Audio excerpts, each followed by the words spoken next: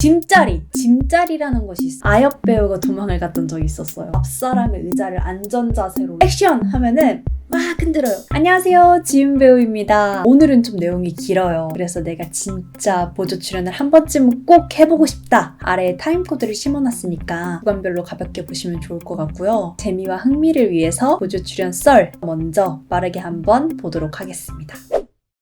네, 있었습니다. 모든 현장에 다 텃세가 있다 이렇게 얘기할 순 없고요. 10번 나가면 한두 번 정도? 현장에 나가면 반장님들이 되게 많잖아요. 어떤 반장님이 쉬라고 해서 쉬고 있었더니 다른 반장님이 와서 뭐 왜 쉬고 있냐고 화내고 이런 경우도 있었고.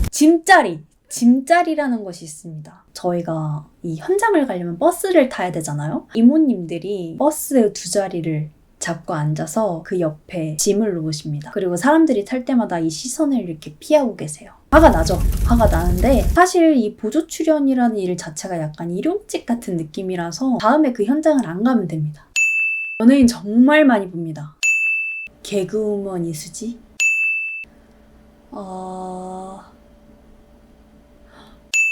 이 촬영 현장에서 보조 출연자들이 그렇게 물건을 많이 훔친다고 해요. 무엇보다 그 현장에서 가장 중요했던 메인 특수 소품을 훔치신 거예요. 1시간 동안 집을 못 가고 버스를 수색했던. 두 번째로 아역 배우가 도망을 갔던 적이 있었어요. 서울에서 굉장히 먼 지역의 촬영 현장이었고 이 씬만 찍으면 고생하셨습니다 하고 집에 가는 그런 이제 갈등이 생겼나 봐요. 갑자기 막 화를 내시더니 집에 가겠다고 연출부님들, PD님들 다 그 차에 막 붙어가지고 아버님 제발 막 하면서 이 막았던 위험했던 경험은 진짜 많아요. 겨울에는 춥고 여름에는 덥기 때문에 특히 이 여름에 갑자기 그냥 풀썩 쓰러집니다. 포도당 막 주시고 예전에 연회장 씬을 간 적이 있었어요. 진짜 더운 여름이었는데 야외의 식탁보도 막 하얘가지고 더 더웠어요. 스태프들도 인지를 하고 조심하면서 촬영을 하고 있었는데 갑자기 뒤에서 퍽 소리가 들리는 거예요. 뒤를 딱 돌아봤더니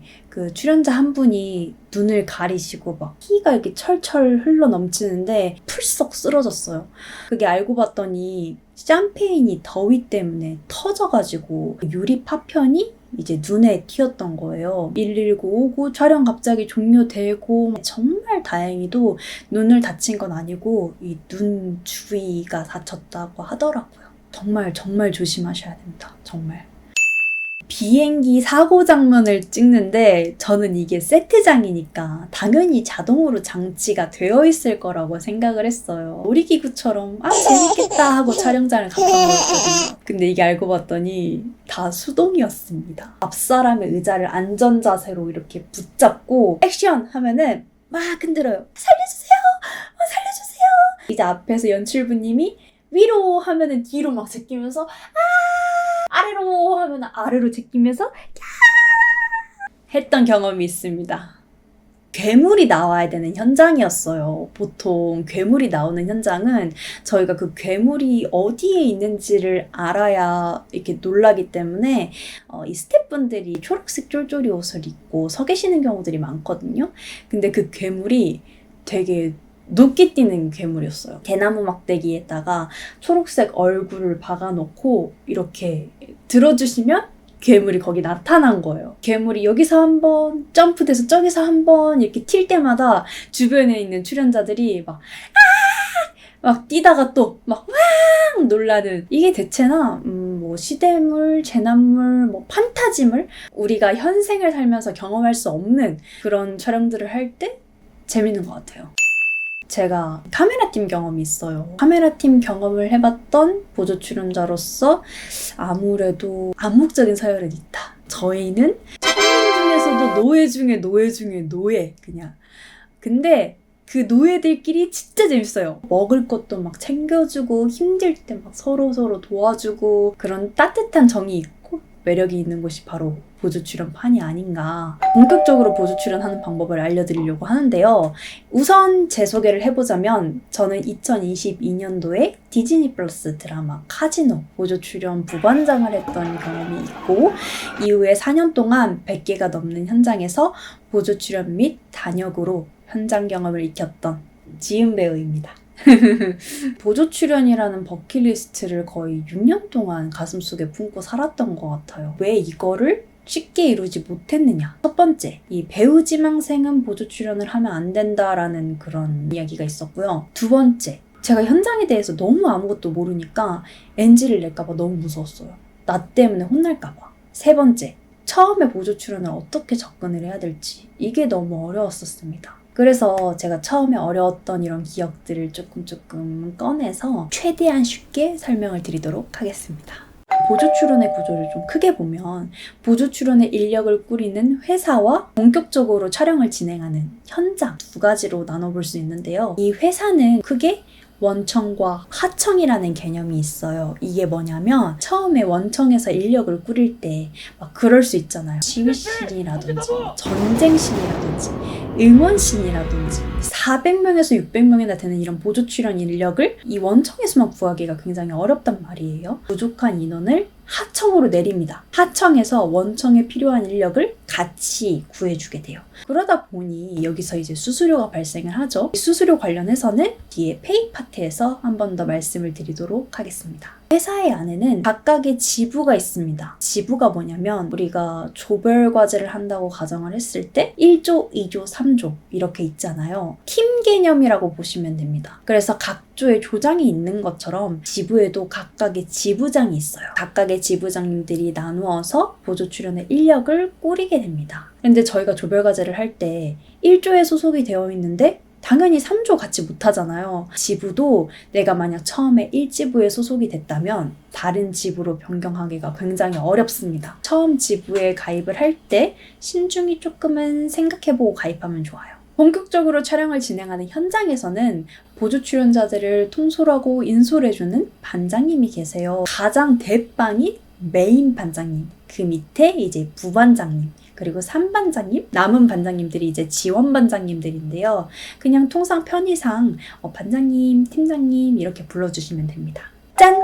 그러면 이제 본격적으로 보조 출연하는 방법을 알려드릴 거예요. 첫 번째, 회사에 등록하는 방법입니다. 회사에 등록을 하기 위해서는 회사의 연락처를 알아야 되는데요. 아래에 있는 제 메일이나 블로그에 들어오셔서 비밀 댓글을 남겨주시면 제가 친절히 답변을 드리고 있습니다. 010 땡땡땡땡 땡땡땡땡 회사 연락처를 아셨다면 문자로 안녕하세요 30대여 강지윤입니다.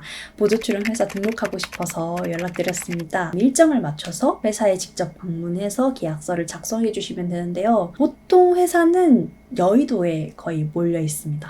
두 번째, 네이버 밴드를 가입하는 방법입니다. 보통 드라마의 경우에는 회사에 등록을 해야 되는 경우가 많은데 영화의 경우에는 네이버 밴드를 통해서 일회성으로 일을 할 수도 있어요. 회사에 가입하기에는 조금 부담이 되는데 일회성으로 한번 경험해보고 싶다. 플레이스토어에 네이버 밴드 어플을 다운받으시고 찾기란에 회사를 입력을 하시고 각각 가입을 하시면 되는데요. 그러면 또 여기에 무슨 회사를 입력해야 될지 잘 모르겠잖아요. 아래에 있는 제 메일과 각각의 회사를 가입하셨다면 인력이 필요할 때 공지가 올라와요. 올라와 있는 양식에 맞춰서 문자를 드리면 거기서 또 단문이 오게 됩니다. 세 번째, 반장님의 지명을 받는 방법입니다. 이거는 어느 정도 일을 좀 해보신 분들이 많이 받게 되는데요. 지명이라는 게 뭐냐면 반장님의 입장에서 이 친구가 진짜 열심히 일을 잘해. 내가 다른 현장에서 이 친구와 또 같이 일을 하고 싶어. 그럴 때 회사에다가 미리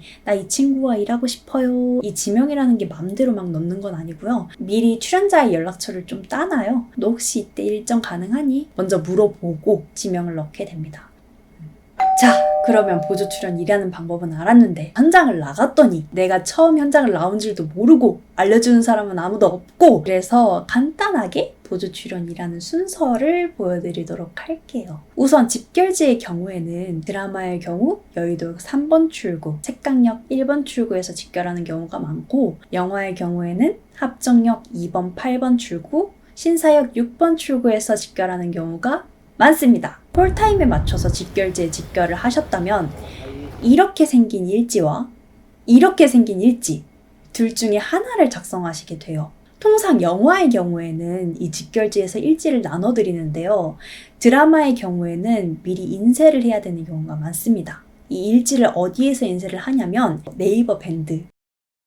특히나 이렇게 생긴 일지 양식은 1일 계약서라고 보면 좋아요. 그래서 꼼꼼하게 써주시면 좋습니다. 필지를 다 작성하셨다면 반장님의 오더에 따라서 이제 차에 탑승을 하시면 돼요. 차에 앉아 계시면 현장으로 출발을 하게 됩니다. 현장에 도착을 하셨다면 반장님들이 인솔을 기본적으로 해주세요. 분장을 먼저 진행을 했다면 의상을 진행하시면 좋고, 의상을 또 진행을 했다면 분장을 진행하시면 좋고, 내가 둘 다 진행을 했다면 차에서 대기를 하고 계시면 좋습니다. 촬영에 들어가게 되면 각각의 소품을 좀 나눠주세요. 보찜이라든지 기자의 경우에는 이 카메라나 사원증, 팻말 등등등을 나눠드리는데 분실하지 마시고 촬영에 잘 활용을 해주시면 되고요. 촬영 직전에 또 반장님이 씬 설명이라는 것을 해주세요. 이걸 잘 듣고 이 씬이 이런 씬이구나 가볍게 이해하고 넘어가시면 좋아요. 본격적으로 촬영에 들어가게 되면 반장님이 이제 오더를 주시잖아요. 와리가리라는 게 있어요. 이게 뭐냐면 메인 배우의 뒤에서 출연자가 이제 줄을 서서 왔다 갔다 계속 걸어 다니는 걸. 또 리액션을 주시는 경우도 있어요. 너가 옆에서 이렇게 액션 해줬으면 좋겠다. 듣고 잘 따라주시면 됩니다. 리액션 너무 약해. 공중제비 돌 때 막 호응 한번 세게 한번 해줄게요. 또 여기서 주의할 점이 감독님은 보통 레디 액션 혹은 하이 큐. 근데 저희는 감독님의 큐 사인이 아니라 반장님의 움직여! 라는 큐 사인에 움직이셔야 합니다. 움직여! 이 움직여를 레디 액션 전에 하는 이유가 뭐냐면 배우가 액팅을 하기 전에 저희가 먼저 움직이고 있어요. 좀 더 앵글에 자연스럽게 당기기 때문에 그렇습니다. 촬영 종료 이후에는 이제 준비한 반대의 순서대로 소품 먼저 반납하시고 의상 반납하고 분장 풀고 귀가를 해주시면 되는데요. 이때 이런 경우가 있을 수 있잖아요. 내가 집이 인천인데 직결지가 여의도역 3번 출구야.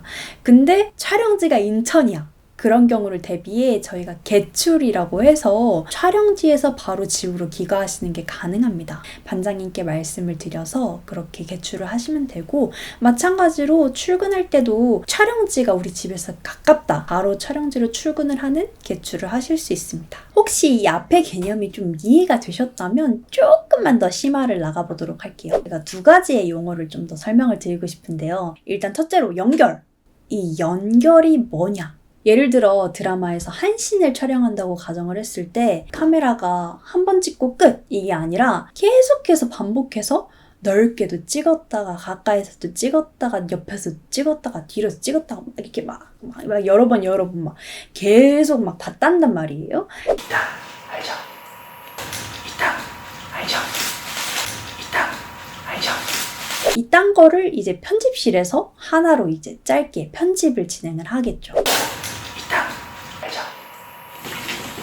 그런데 이 메인 배우의 뒤에 출연자가 서 있었는데 다른 컷에서 출연자가 없으면 안 되잖아요.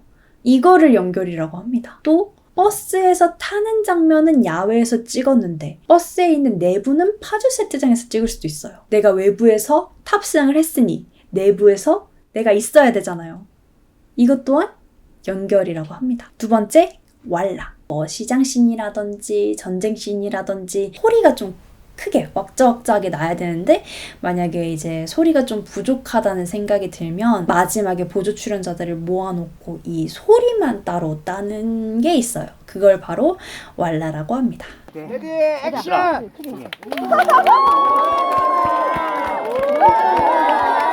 자, 저는 이게 너무 어려웠어요. 바로 의상입니다. 제가 취업해본 경험이 없기 때문에 정장이 없었어요. 또 이 세미 정장이라는 용어가 너무 어려워서 심장이 미친 듯이 뛰었거든요. 의상에 대해서 조금 간단하게 설명을 드리도록 하겠습니다. 첫 번째, 정장은 위에 마이와 아래 바지의 색깔이 똑같은 딱 정장을 말하는 경우가 많아요. 남자분들 같은 경우는 넥타이 이렇게 딱! 여기서 주의사항, 검정색은 피해주시면 좋습니다. 왜냐면 남자들의 경우 검정 정장을 입었을 때 장례식이나 정원처럼 특수한 상황에서 활용되는 경우가 많아요. 또 다 검은 옷만 입으면 안 예뻐. 대체나 무난하게 네이비, 갈색, 베이지, 카키 이런 색들이 무난한 것 같아요. 정장을 구입하는 게 좀 돈이 비싸잖아요. 저 같은 경우는 아름다운 가게나 쿠팡 같은 데서 2, 3만 원대로 싸게 구입을 해서 나중에 페이를 받았을 때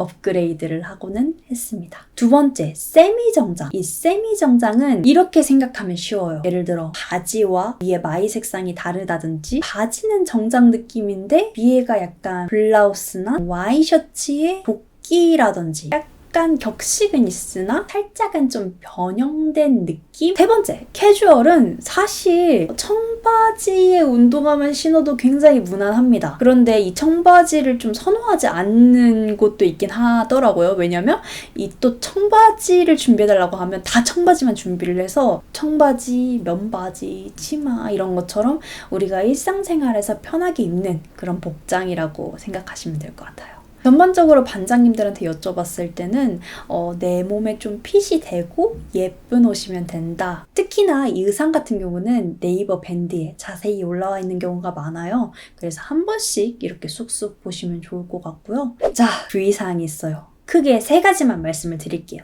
첫 번째, 메이커 피해주세요. 대체나 보세로 입으시면 좋은데요. 그게 왜냐면 메이커를 저희가 가려야 돼요. 예를 들어 이렇게. 이게 잘 안 뜯겨요. 이 테이프가. 결국에는 이 신발을 출연용으로만 활용을 해야 하는, 옷이 망가지는 상황이 올 수도 있어요. 그냥 출연용 의상을 하나 마련하는 게 좋지 않나. 두 번째, 줄무늬도 피해주시면 좋습니다. 이게 왜냐면 이 줄무늬에 카메라를 댔을 때 하래라고 해서 약간 찌지지지지지 이렇게 뜨는 경우가 많아요.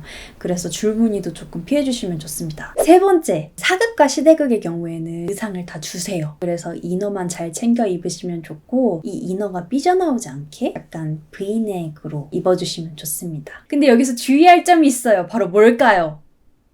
이 옷걸이입니다. 이게 되게 저렴하잖아요. 이게 뭐가 문제라고 생각할 수 있는데 진짜 이것 때문에 정말 많이 싸웁니다. 그래서 제발 이 옷걸이를 분실하시면 안 됩니다.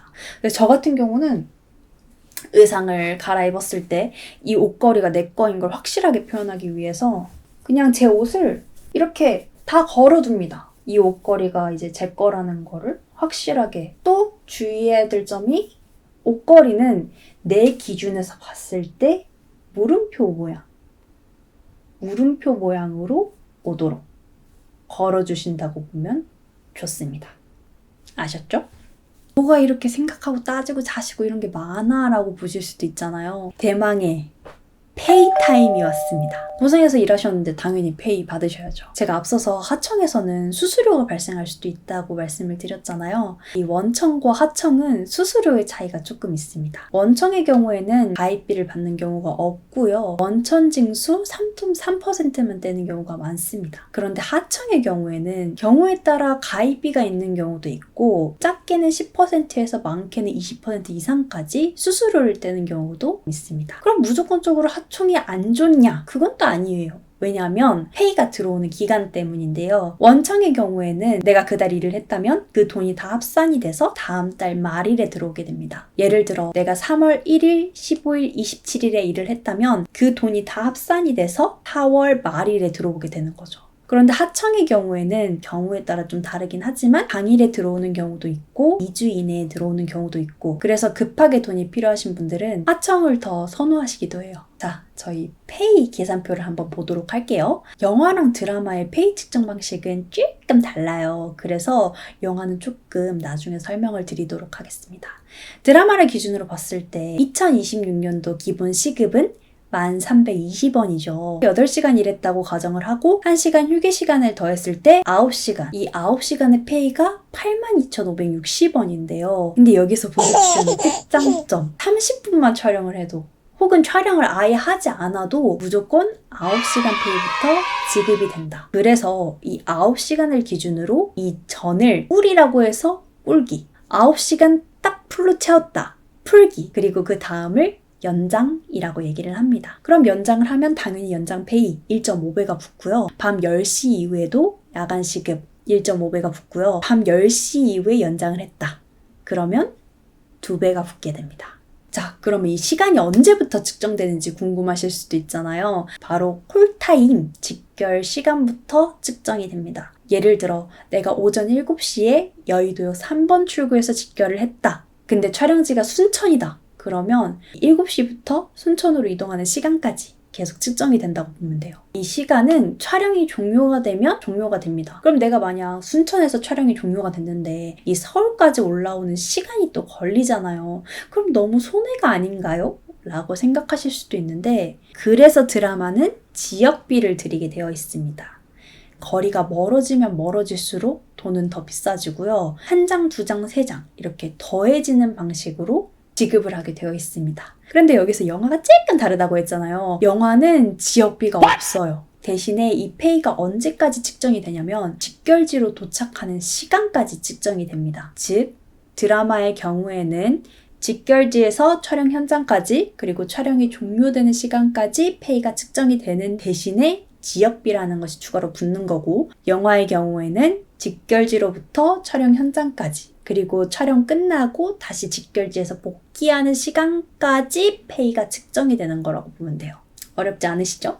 자, 우리 촬영을 하다 보면 배가 고플 수 있잖아요. 보통 사극이라든지 시대극 같은 이런 오지 촬영은 밥차가 제공되는 경우가 많아요. 그런데 이러한 식사가 제공이 되지 않았다면 무조건 식비가 붙게 되어 있습니다. 식비는 아침, 점심, 저녁으로 다음과 같은 시간대에 지급이 되고요. 택시비는 직결지를 기준으로 측정이 돼요. 예를 들어 내가 여의도역에 0시부터 새벽 5시 사이에 출근을 했다. 그럼 택시비가 추가로 붙게 되고요. 마찬가지로 촬영 종료 이후에 여의도에 도착을 했는데 0시부터 새벽 5시 사이다. 택시비가 지급이 되게 됩니다. 마지막으로 대사비라는 것이 있어요. 대사비라는 것은 꼭 이런 상황에서 지급이 된다라는 이런 절대값은 없어요. 그냥 유동적으로 반장님이 이 출연자를 위해서 PD님과 조율을 해주는 개념이라고 보면 되는데요. 뭐 예를 들어서 보조 출연자들도 대사를 치는 경우가 종종 있어요. 근데 그 대사가 너무 많다. 그러면 이 대사비가 지급이 되기도 하고, 겨울에 여름씬을 찍거나 여름에 겨울씬을 찍거나 때치를 너무 심하게 했다든지 문신한 사람이 필요하거나 대머리이거나 뭐 차량이 필요하거나 등등등 다양한 상황에서 대사비가 지급이 되기도 합니다. 무조건 지급되는 건 아니에요. 마지막으로 이 AD 보조라는 것을 설명드리고 마쳐보도록 할게요. AD 보조라는 것도 이 보조 출연 회사에서 구하게 되어 있어요. 이게 뭐냐면 드라마 현장의 연출팀은 감독님, 조감독님, 그리고 그 밑에 연출부들, 뭐 FD들이 있을 거 아니에요. 그 FD들을 서포팅하는 것을 AD 보조라고 합니다. 뭐 차량을 통제하거나 사람을 맡거나 짐을 나르거나 스텝적인 일을 하는. 그래서 내가 만약 이 드라마 현장의 스텝, 뭐 연출부에 관심이 많다 한다면 그냥 뭐 일회성적인 경험으로 AD 보조를 해보시는 것도 정말 좋은 것 같아요. 네, 오늘은 제가 이미 잃어버린 버킷리스트 보조 출연편을 가지고 왔는데요. 어때요? 재밌으셨나요? 혹시나 더 궁금하신 사항이 있다면 아래 댓글 남겨주시면 제가 친절하게 답변으로 남겨드리도록 하겠습니다. 그러면 다음 영상에서 뵙겠습니다.